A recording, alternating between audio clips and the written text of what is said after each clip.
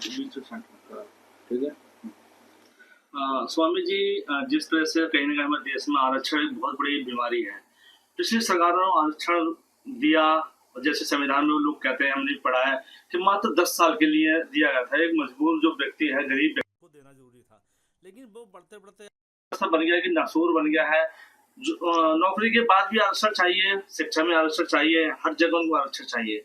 आखिरकार जो जनरल लोग हैं वो भले ही 100% लेके आए, जो SC के हैं वो 60% लाए, उनको जॉब है उनको नहीं है। तो इसको लेकर देश के अंदर बहुत बड़ी मुहिम चल रही है कि आरक्षण खत्म किया जाए और सभी वर्गों को समान दिया जाए। अभी आवश्यकता है तो उनको दीजिए, वरना उनको। इसको लेकर आपकी क्या राय? देखो, एक तो आरक्षण का इतिहास लोगों को जानना चाहिए कि इस देश में जब देश आजाद हुआ उसके पहले एक पैक्ट हुआ गांधी और अंबेडकर के बीच, जिसको हम पूना पैक्ट कहते हैं। चूंकि अंबेडकर एक अलग राज्य की मांग कर रहे थे अपने जातियों को लेकर के, उसके बाद गांधी ने उनको समझाया और पूना पैक्ट हुआ। उसमें हुआ कि हम आपको अलग से राजनीतिक प्रतिनिधित्व देंगे, कुछ सीटें आरक्षित रखेंगे। उसी को ध्यान में रख करके संविधान में 10 साल के लिए आरक्षण निर्धारित किया गया कुछ सीटों पर। नौकरी और शिक्षा में कोई आरक्षण नहीं था। आरक्षण संविधान लागू होने के बाद चंपकम दुर्रई राजन बनाम भारत सरकार के मामले में सुप्रीम कोर्ट ने कहा कि यह देश अब संविधान को अंगीकृत कर चुका है, जिसमें धर्म, मूल, वंश, जात के आधार पर विभिन्नता नहीं की जा सकती, और हमने इसको मूल अधिकार यानी फंडामेंटल राइट के रूप में स्वीकार किया है। तो अब ऐसा नहीं हो सकता, और उसको सुप्रीम कोर्ट ने असंवैधानिक घोषित कर दिया। उसके बाद देश में आंदोलन हुए, चूंकि कभी चुनाव हुआ नहीं था। 1952 में आम चुनाव होने थे, तो नेहरू डर गए और डर करके उन्होंने 1951 में first amendment in our constitution, पहला संविधान संशोधन हुआ, और उसमें आरक्षण SC ST के लिए जोड़ा गया। फंडामेंटल जो अनुच्छेद है 14, 15(4) और 16(4) जोड़ा गया उसमें। उसके बाद से आरक्षण लागू हुआ। आरक्षण यह था कि सामाजिक रूप से जो पिछड़ा है, आर्थिक रूप से जो पिछड़ा है, उस व्यक्ति को ही यह आरक्षण दिया जाए।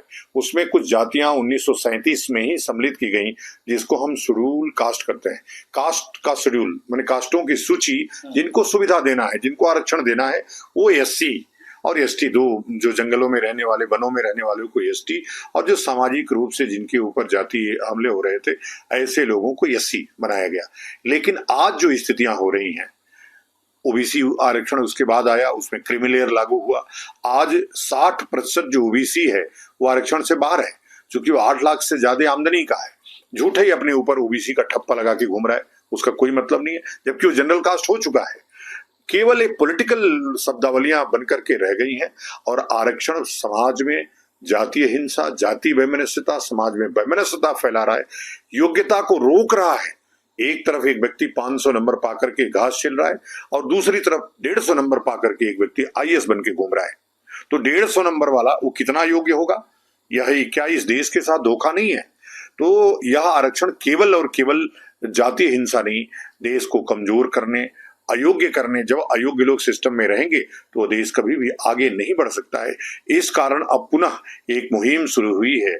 चूंकि नेताओं को जातियों में बांट करके अपना उल्लू सीधा करना है, तो वो कोई ना कोई लाते रहते हैं। अभी जल्दी ही उन्होंने UGC ले आए, 90 में SC ST ले आए। SC ST कानून के 99% मामले फर्जी होते हैं, उसका दुरुपयोग होता है और धन कमाने का एक जरिया बन गया है। तो इन सब चीजों को लेकर के अभी देश का पूरा युवा, जो न्यायप्रिय हमारे SC कास्ट ST कास्ट के लोग हैं, जो न्यायप्रिय हमारे OBC हैं या जनरल हैं, सभी युवा अभी सड़कों पर आंदोलित है और चाहता है कि आरक्षण रूपी है जो कलंक है इस देश पे लगा है, जो अमानवीय एक्ट है, इसको समाप्त किया जाए। SC ST एक्ट जो है उसको समाप्त किया जाए, और UGC रेगुलेशन एक्ट 2026 जो है उसको भी समाप्त किया जाए। इसको लेकर के एक बड़ा आंदोलन इस देश में खड़ा हो रहा है, जगह जगह लोग जा रहे हैं, और हम भी उसमें पूरी अपनी तन्मयता के साथ उनके युवाओं के साथ खड़े हैं। आज का हमारे देश का भविष्य अच्छा युवा है, और अच्छा युवा कैसे बनेगा जब उसके मन में कुंठा होगी। तो कुंठित समाज ना हो, इसको लेकर के हम आगे आ रहे हैं। जिस तरह से फॉलोवर बताया, फेसबुक पर डिबेट चल रही है, मिलियन लोग चल रहा है जिस तरह आरक्षण खत्म करने के लिए, वही जो SC कोटे के लोग हैं उनके कुछ जजेज लोग हैं, कुछ भीम आर्मी के लोग हैं, उसके खिलाफ में वो रोड पर उतरने तैयार है कि अगर हमारा आरक्षण खत्म हुआ, इस तरह की मूवी चली, तो हम भी मैदान में उतरेंगे जिस तरह से आरक्षण खत्म नहीं करने के ये लोग पहुंचे हैं। तो कहीं ना कहीं आमने सामने एक टक्कर की लड़ाई शुरू होने वाली है। देखिए, भीम आर्मी के लोगों की संख्या आपको दतिया चुनाव में दिख गया होगा। अभी पूरे देश भर में चुनाव हुआ, इस चंद्रशेखर रावण की स्वयं की गोरखपुर में जमानत जब्त हो चुकी है। भारतीय जनता पार्टी का अभी पिल्ला नहीं बना होता है तो इसको कोई एमपी नहीं बनाता। अमित शाह ने उसको एमपी बना दिया, अब वो कूद रहा है, उसकी संख्या कम है। दलित कौन है? ये अगड़े दलित हैं सब, इनके पास कार है, बंगला है, गाड़ी है, नौकरी है, सब है। जो वास्तव में दलित है उसको कोई लाभ नहीं मिल रहा है। वाल्मीकि को कोई लाभ नहीं मिल रहा है। जितने भी हैं एससी समाज, पासी को नहीं मिल रहा है, वाल्मीकि को नहीं मिल रहा है, खटीक को नहीं मिल रहा है, और भी मतंग को नहीं मिल रहा है, ढोलिया को नहीं मिल रहा है। तमाम ऐसी जातियां हैं, लगभग 400 जातियों को कोई लाभ आज तक नहीं मिला। वो वर्गीकरण की मांग कर रहे हैं कि जिसको लाभ मिल गया, अगर क्रीमी लेयर ओबीसी में लागू हो गया तो इसमें भी क्रीमी लेयर लागू हो, तो वो सब हमारे साथ है। भीम आर्मी के पास कोई नहीं है, ये सब एक सवर्ण माने अगड़े दलितों का एक संगठन है, और अगड़े दलितों से यह देश के लिए आरक्षण नहीं था। तो इसलिए पुनः उसमें उन्हीं की लड़ाई हम लड़ने जा रहे हैं जिनको आरक्षण नहीं मिल रहा है। आप समझिए, ये जितने भी जजेज मजेज घूम रहे हैं, इनकी औकात कुछ नहीं है। कभी ये रोड पे आके हमारा सामना नहीं कर सकते हैं। जिस दिन हम गृह युद्ध घोषित करेंगे, इनकी औकात नहीं है कि घरों से बाहर निकल जाए। सर, अगर देखा जाए देश की उन्नति होती है, परिवार की उन्नति होती है, पढ़ाई बहुत जरूरी होती है। अगर पढ़ाई में भी ये चीज चाहिए, और वही बता दें ये सवाल और इसमें कि जो आईएएस ऑफिसर बन गया है उसको प्रमोशन में भी आरक्षण चाहिए। ऐसा क्यों? जब एक परिवार को मिल गया तो उसके परिवार को ही क्यों मिले? भाई यही तो कह रहा है, ये अवैध, असंवैधानिक, विधि सम्मत नहीं है आरक्षण, इसीलिए इसको समाप्त होना है। भगवान के समक्ष, राजा के समक्ष उसकी प्रजा और उसका जो भक्त है वो सब बराबर होता है, कोई बड़ा छोटा नहीं होता है। गंगा में स्नान करने जाते हैं तो ऐसा नहीं कहते कि एससी को नहीं नहलाने देंगे, ओबीसी को नहीं नहलाने देंगे, केवल हम जनरल कास्ट को नहलाने देंगे। तो यह जो चल रही है ना, यह इसको रोकने की ही ये मुहिम है जो हम लेकर के आए हैं, और ये मुहिम पूरा राष्ट्रव्यापी होगा। विश्व के तमाम जो न्याय पसंद लोग हैं वो इस आंदोलन को अपना गति देंगे, बल देंगे। स्वामी जी, ये बताइए, आप आरक्षण पूरी तरह से समाप्त करने की बात कर रहे हैं, या फिर आप ये कह रहे हैं कि आरक्षण में जैसे कि आर्थिक लेवल पे आरक्षण होना? भाई 76 वर्षों में जब आर्थिक आरक्षण नहीं लागू हो पाया तो एक बार समाप्त करके देखा जाए। यह कोई पंजीरी नहीं है कि सबको बंटनी चाहिए। सिस्टम में योग्य लोगों को होना चाहिए। अगर वो आर्थिक रूप से कमजोर है तो सरकार उसकी आर्थिक मदद करे, उसका घर बनवाए। पहले होता ही था, उसको आर्थिक पेंशन दे, बेरोजगारी पेंशन दे। लेकिन ये क्या कि उसको आप जो पायलट बन ही नहीं सकता उसको जबरदस्ती पायलट बनाओगे, क्रैश कर देगा।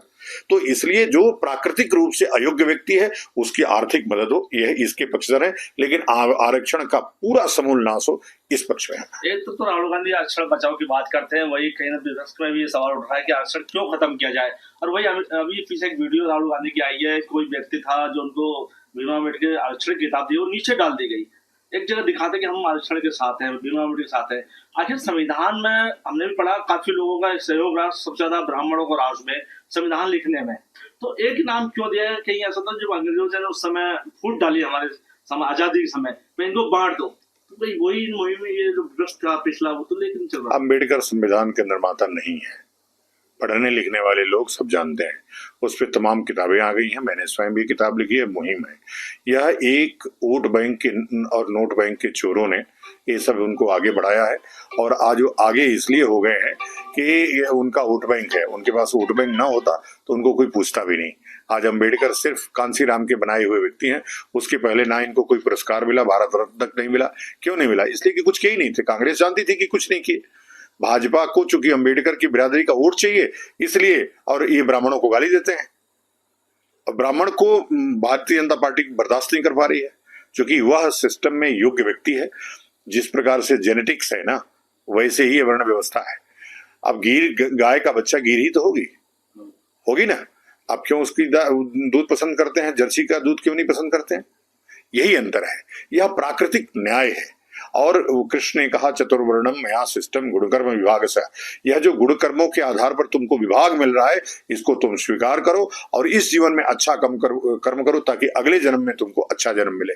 यही हमारी कर्म आधारित जन्म की व्यवस्था है और इसको सबको स्वीकार करना चाहिए। कौन जिंदाबाद जिंदाबाद कर रहा है?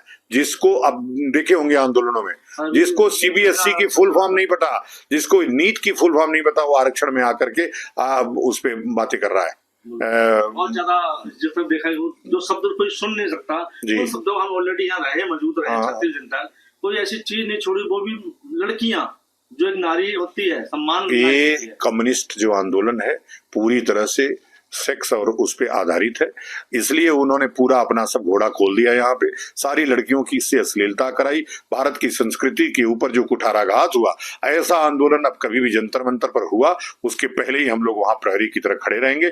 और इन जितने भी अश्लीलता फैलाने वाले लोग हैं वो मोदी जी ने माफ कर दिया, हम लोग कभी माफ नहीं कर सकते उनको। सर आखिरी सवाल, देश के आरक्षण को लेकर क्या जनता को संदेश देना? नहीं, देश की जनता को इस महा आंदोलन में आकर के स्वयं सम्मिलित होना चाहिए और सवर्ण जितने कार्यकर्ता हैं अगर अलग अलग भी कर रहे हैं, हर जगह जाकर के बड़ा मन करिए, जो भी आंदोलन कर रहा है उस आंदोलन में जाकर के सम्मिलित हो जाइए। ठीक वैसे ही जैसे आइसा, एसएफआई, लेफ्ट राइट सब मिलकर के एक हो गए इस आंदोलन में, वैसे ही सब लोग एक हो जाइए। चाहे कोई तिथि घोषित करिए, चाहे जो भी कार्यक्रम कर रहा है, सब लोग आकर के एक कोऑर्डिनेशन की तरह उस कार्यक्रम को सफल बनाइए। आप में दम है, आपने इस देश को आजाद कराया है, आप ही इस देश को आरक्षण मुक्त करा पाएंगे, SC ST मुक्त करा पाएंगे और जितने भी अमानवीय काले कानून है सबको समाप्त करा पाएंगे। आइए मिलकर के जितने समाज के लोग हैं इस अन्याय के खिलाफ, इस अमानवीय कृत्य के खिलाफ खड़े होते हैं और सरकार से मांग करते हैं कि इस तीनों एक्ट को तुरंत समाप्त करिए।